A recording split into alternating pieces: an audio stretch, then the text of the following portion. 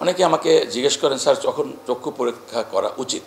আমি বলবো যে স্কুল লাইফেই যদি দেখা যায় যে বাচ্চার চোখের সমস্যা মনে হচ্ছে, সে চোখের পাওয়ার হোক বা চোখটা বড় বড় বা চোখটা ছোট বা চোখ দিয়ে পানি পড়ছে, তাহলে যখনই এই প্রবলেমটা হবে তখনই একজন চক্ষু বিশেষজ্ঞ দেখাতে হবে। উনি তখন দেখবেন যাতে চোখের মধ্যে পাওয়ারের কোনো প্রবলেম আছে কিনা, মায়োপিয়া হাইপারমেট্রোপিয়া আছে কিনা, চোখে অ্যাম্বলিওপিয়া আছে কিনা, যে অনেক পাওয়ার থাকে এক চোখে বেশি এক চোখে কম, এগুলো আছে কিনা চেক করবেন। সুতরাং এটা একটা ইম্পর্টেন্ট সময় প্রি স্কুলের আগেই। টানা সপ্তমবারের মতো বেস্ট টিস্যু পেপার ব্র্যান্ড হিসেবে স্বীকৃতি পেয়েছে বসুন্ধরা টিস্যু।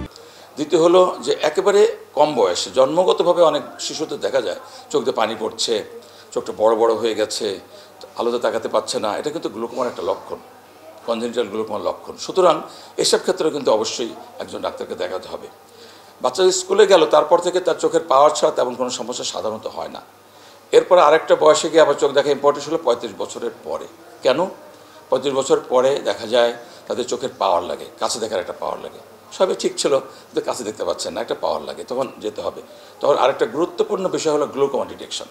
কারণ এই বয়সে কিন্তু গ্লুকোমা শুরু হয়। গ্লুকোমাটা কি? চোখের ভেতরে নার্ভ ড্যামেজ হয়, চোখের প্রেশার বেড়ে যায়।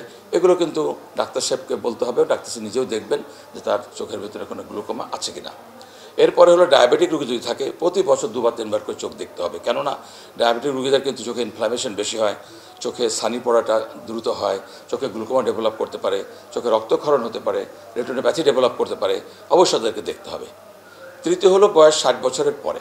60 বছর পরে কয়েকটা ডিজিজ একত্রে হয়, যেমন ধরেন ডায়াবেটিক তো হতেই পারে, ডায়াবেটিসের রেটিনোপ্যাথি হতে পারে, ক্যাটারাক্ট হতে পারে, গ্লুকোমা হতে পারে, বয়সজনিত চোখের ডিজেনারেটিভ চেঞ্জ, অ্যাকুট যে চেঞ্জগুলো হয়, আমরা বলি age related macular degeneration, age related macular degeneration, এটাও কিন্তু হয়। তো বয়স যদি বাড়তে থাকে তখন ততই আস্তে আস্তে গ্লুকোমা ইনসিডেন্সটা বাড়তে থাকে, ততই আস্তে আস্তে এএমডির প্রাদুর্ভাব বাড়তে থাকে, ততই ছানির প্রভাবটা বাড়তে থাকে। সুতরাং যত বয়স হবে ততই ঘন ঘন আসলে ডাক্তারকে দেখানো উচিত।